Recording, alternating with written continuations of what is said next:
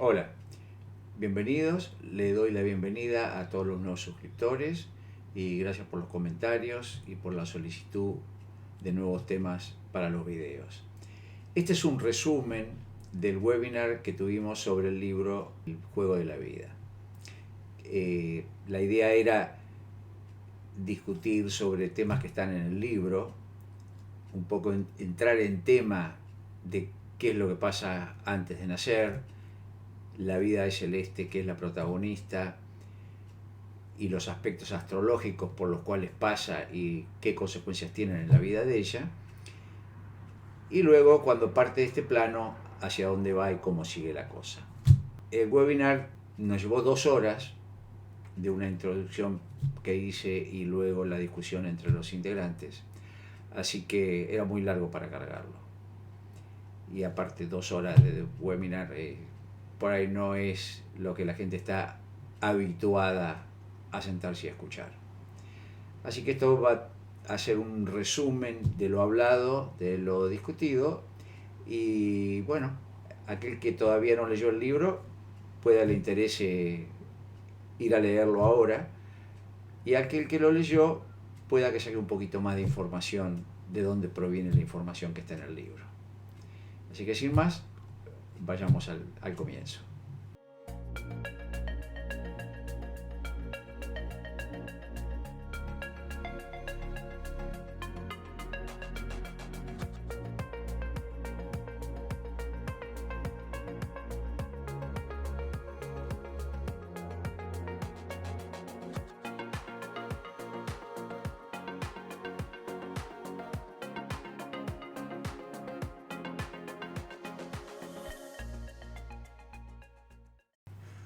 Como introducción, digamos lo que es el camino para despertar. Las cosas no llegan de la nada, es todo un proceso que se mueve dentro de ciclos. Estos ciclos están bien determinados y para llegar a la luz primero hay que pasar por la oscuridad. No se nace iluminado. La iluminación o el despertar, como se lo conoce, llega después de un proceso largo y complicado donde se lucha primordialmente con el ego, con las pasiones, con las inseguridades, la programación que tuvimos y todas las cosas en las que estamos involucrados a diario en el plano terrenal. Varias de ellas están marcadas en la carta natal. Cuando se está en una situación donde cuesta avanzar, uno puede dejarse llevar por las circunstancias y bajar los brazos, pero como se dice, cada vez que llovió, paró. Las energías cambian, las situaciones cambian. Nos llega una bocanada de aire y tomamos fuerza para seguir adelante. Es la única manera que podemos lograr resultados. La constancia es la base de todo. Vemos la vida como un todo y si bien hablamos y compartimos charlas de temas que tienen que ver con la espiritualidad, la iluminación, el despertar y demás, la mayoría de las veces termina la charla y nos ponemos a ver Netflix o TikTok y ya fue. No hay continuidad. En la sociedad de hoy día, donde el materialismo no tiene límites, no ayuda a la autosuperación y es parte de la confusión mental que reina. Se puede ver la consecuencia de esto en el estado de alto nivel de suicidios que existen a nivel mundial, no solo en gente adulta, sino en jóvenes. Algo impensado en otro momento. Cuando se pierde el rumbo de la vida, se puede terminar en cualquier barranco. Demos un ejemplo. Si las cosas estuvieran claras, la crisis de los 40, o bien llamada crisis de los 40, que coincide con la oposición de Urano, no tendría que ser una crisis. Se vuelve crisis porque no está claro el rumbo, no sabemos hacia dónde vamos, no nos conocemos, solo vemos compromisos y responsabilidades asumidas, objetivos materiales que nos llenan temporalmente y nunca son suficientes. Y es un momento donde la juventud va quedando atrás. La crisis de los 40 es el comienzo de la segunda mitad de la vida. Cuando mejor preparados lleguemos a ese punto, mejor será nuestro comienzo de esta etapa. Esta llamada crisis es una oportunidad que el juego nos da para reinventarnos, pero por lo general nadie nos lo dijo y llegamos a la largada sin estar preparados. Nos concentramos en lo terrenal y lo físico primordialmente. Y ya 400 años antes de Cristo, Sócrates y Platón ya hablaban de que el alma era infinita y no moría. Los egipcios, por otro lado, hablaban del viaje del alma pasando al otro lado, a tal punto que no tenían en su vocabulario la palabra muerte. Hay información de todo tipo y de todas las épocas que hablan de nuestra esencia o alma, la cual es infinita y solo se transforma o evoluciona a través de su interacción con el universo. Este concepto es mucho más antiguo que las religiones occidentales como el judaísmo, el cristianismo o el islam, y estas curiosamente contemplan similar filosofía sobre el alma. Nuestra interacción con el universo tendría que ser desde el punto de vista del observador. Por distintas circunstancias nos movemos principalmente desde el ego. Si se quiere realmente aprender algo de la experiencia que se vive, tiene que ser desde el estado neutro, del observador. Cosa fácil de decir, más complicado llegar a hacerlo. El libro El juego de la vida es el resumen de años de lectura de cientos de libros de diferentes temas, charlas, discusiones, videos, experiencias personales y de seres cercanos y demás cosas donde cada uno fue aportando una pieza para ir armando el rompecabezas de lo que es la vida. Solo para darles una idea, les comparto algunos de los cientos de libros que he leído que me fueron dando información, que como les decía, cada uno aporta una o más piezas del gran rompecabezas. Algunos están disponibles solo en inglés. Solo los comparto como parte de la explicación y comprender de dónde vienen las cosas que están presentadas en el juego de la vida. Para nada se los recomiendo, cada uno tiene que ver qué es lo que le sirve. Todos estamos a distinto nivel, no valen las comparaciones. Pero si a alguien les interesa, lo pueden ver en los comentarios. El libro que se menciona en el prólogo del libro, precisamente de El juego de la vida, es Mi teoría del todo, que en inglés es My Big Toe, de Tom Campbell. ¿Y quién es Tom Campbell?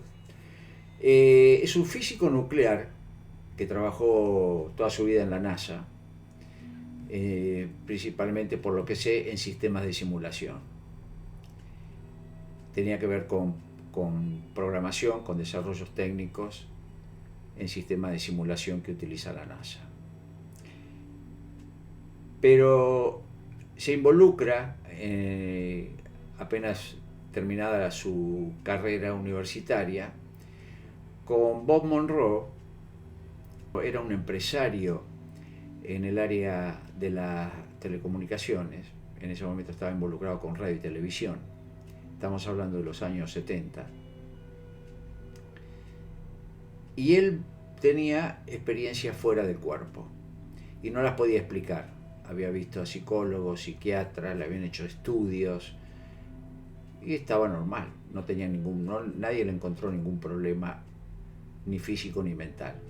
Entonces él buscaba la explicación de por qué le pasaba lo que le pasaba.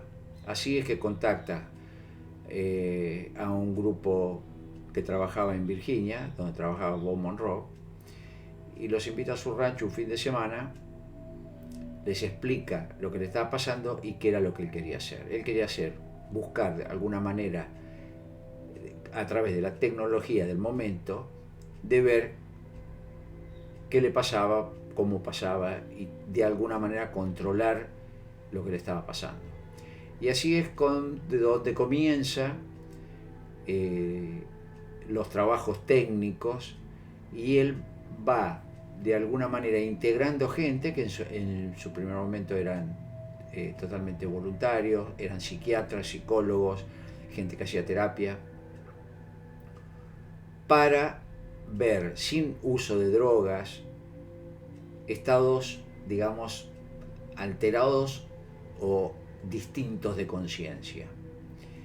Y así es que se desarrollan, después de un largo estudio y horas de pruebas y de análisis y demás, donde se desarrollan los sonidos binaurales. ¿Qué son los sonidos binaurales? Ya hemos escrito varios artículos sobre esto. Los sonidos binaurales, inclusive está en el libro La astrología en el siglo XXI, son sonidos donde por el lado derecho, por el lado izquierdo del oído, llega una diferencia de frecuencia, la cual para el oído es imperceptible, pero el cerebro sí la procesa. ¿Qué hace el cerebro con esto que procesa?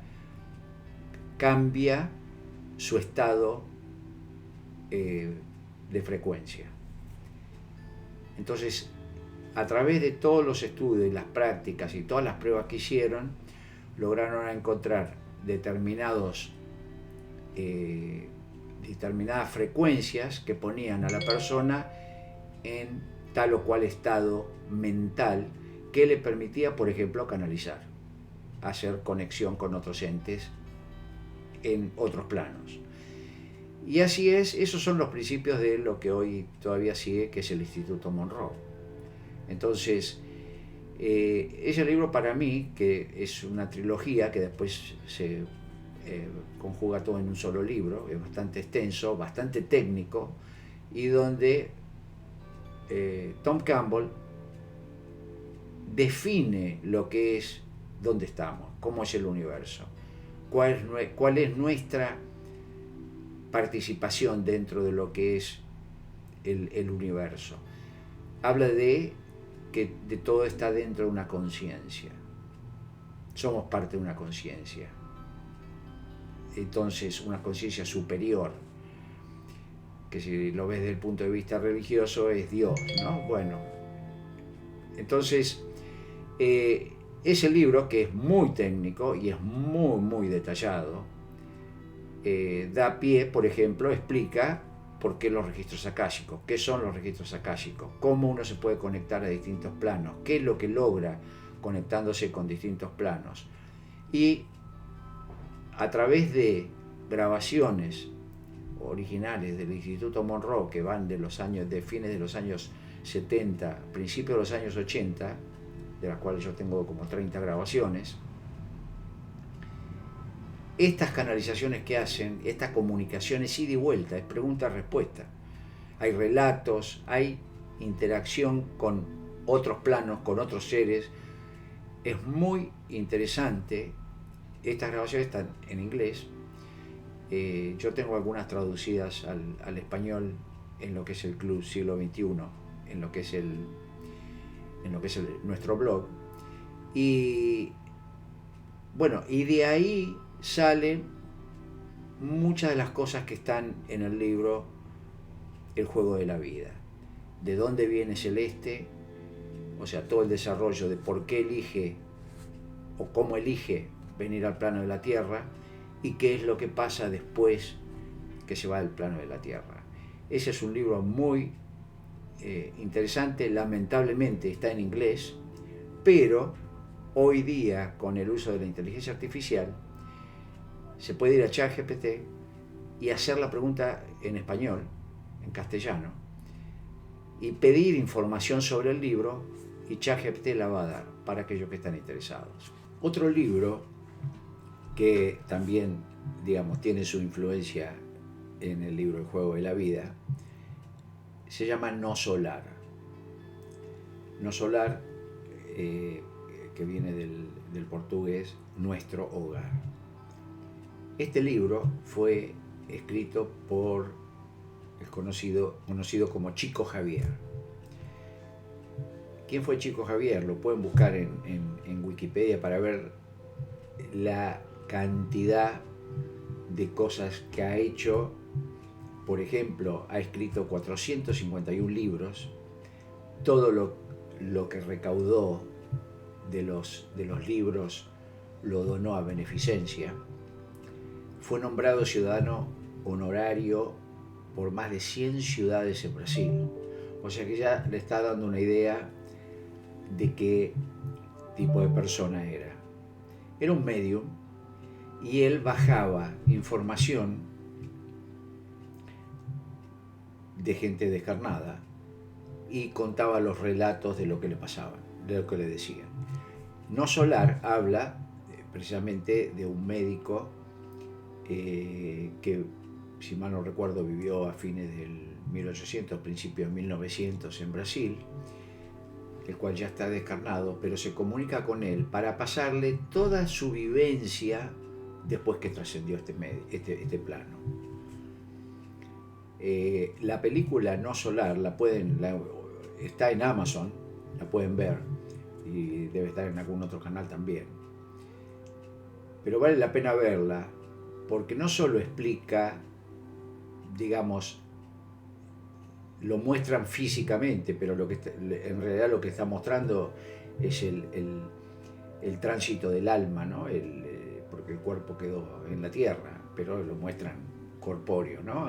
En todo su viaje, pero el viaje del alma después de partir de acá.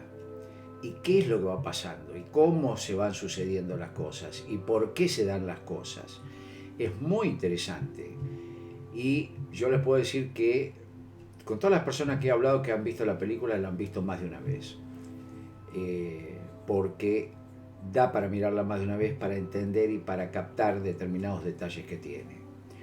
Bueno, salió la segunda película.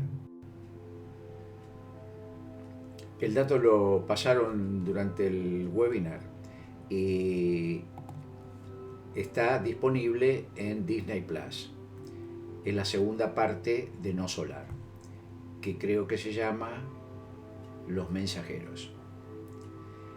Entonces, digamos, ¿qué particularidad tiene más allá? Porque Medium, se sabe que hay muchos, hay algunos que han sido muy famosos.